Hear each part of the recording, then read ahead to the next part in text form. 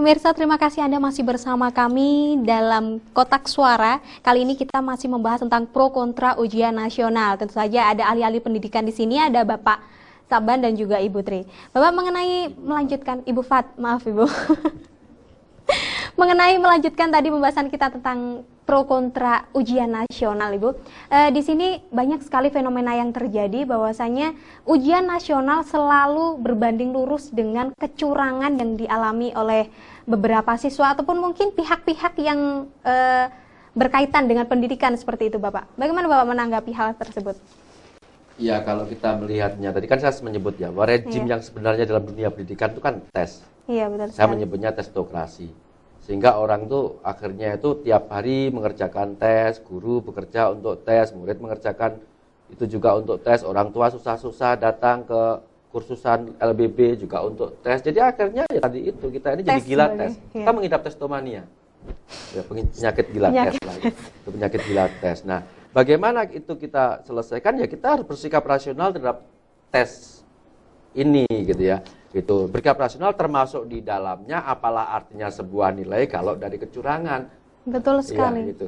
Jadi kita harus kembali mengembalikan setiap data itu yang penting adalah maknanya. Kalau itu data itu mengatakan 6,7 yang penting itu kan maknanya. Betul. Itu. Jadi lanjutannya dari gila angka atau gila tes tadi kan gila angka gitu ya. Iya. Gila angka, tes namanya quantophenia itu. Penyakit gila angka. Nah, karena kita gila angka itulah kemudian kita menggunakan berbagai cara kecurangan. Mestinya yang paling diperlukan kita sekarang adalah sikap rasional menghadapi tes, bahwa tes itu justru untuk mengetahui apakah kemampuan kita sudah bisa atau belum. Nah, kecurangan-kecurangan itu juga sebetulnya karena terus terang saja tadi Pak sempat singgung gitu ya. Mohon maaf ini kepada para guru terutama, sebetulnya masih banyak sekali guru kita yang kurang. Ambil contoh, ini ada sebuah kasus. Waktu ada PLPG.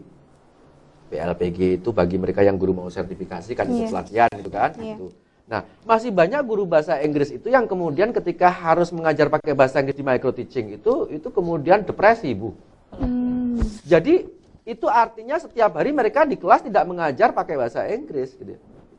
Tidak maksimal seperti itu Bapak ya? Ya, jadi akhirnya apa? Ketika dia harus micro teaching di hadapan teman-teman bahasa Inggris, di hadapan teman-teman guru bahasa Inggris dan dosennya itu stres tuh, depresi, sakit.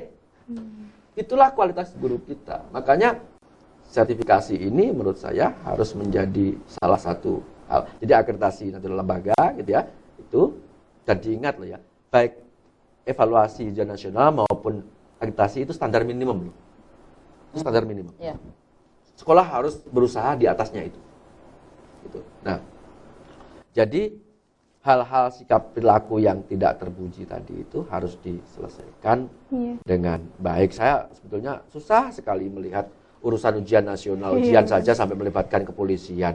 Iya, betul. Itu saya sebetulnya susah sekali, saya susah. Mungkin beberapa hal atau faktor yang mempengaruhi beberapa pihak yang melakukan kecurangan tersebut, mungkin selain ingin meluluskan siswa-siswanya juga karena melabeli suatu lembaganya atau sekolahnya agar memperoleh nama bahwa di masyarakat bahwa sekolah ini telah sukses mencerdaskan beberapa anak karena 100% lulus, seperti itu mungkin Bapak salah satu faktor-faktor yang mempengaruhi mengapa mereka melakukan kecurangan seperti itu. Ya, ketidakjujuran di dalam dunia pendidikan itu kan hal yang sangat buruk. Saya sering mengungkapkan gini, seorang pendidik, seorang guru, seorang ilmuwan itu boleh salah, tapi tidak boleh bohong.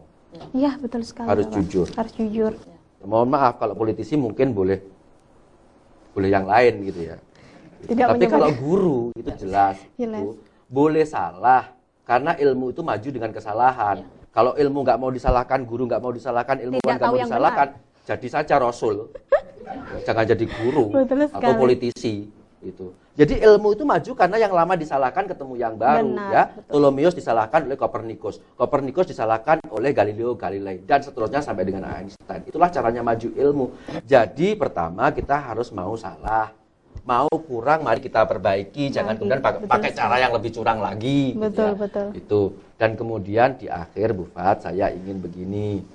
Para guru ini kan seharusnya kan seorang tenaga profesional. Profesional. Seluruh yang dilakukan itu dipersembahkan kepada masyarakat. Toh. Betul Nah, sekali. oleh karena itu harus ikhlas dievaluasi pihak lain. Betul sekali itu.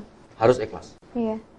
Harus menjadi sebagai bahan pembelajaran untuk dirinya agar lebih baik ke depan. Karena sebagai seorang guru atau profesional seorang guru harus meningkatkan kecerdasan anak bangsa seperti itu. Jadi memang sangat tinggi sekali ya pengaruh seorang guru. Apabila guru tidak jujur dalam melaksanakan tugasnya, apa yang terjadi dengan bangsa kita? Jangan jadi guru. Betul. Kita gantung saja kalau nggak jujur. Ya. Mungkin Nggak perlu boleh. adanya undang-undang seperti itu, Bapak. Nggak boleh. Guru harus jujur. Kalau menurut saya sudah. Kalau ada guru tidak jujur, sebaiknya diberhentikan. Betul sekali. Karena ini menyangkut kecerdasan ya kehidupan bangsa, SDM negara kita. Bukan seperti hanya itu, guru di Indonesia itu tidak hanya mengajar, tapi juga harus menjadi teladan, menjadi model of behavior. Teladan yang gitu baik, ya. betul. Gitu. Nah, kalau gurunya ngajari curang, Apa yang terjadi nanti murid-muridnya? bukan siswa-siswanya? teaching tapi cheating.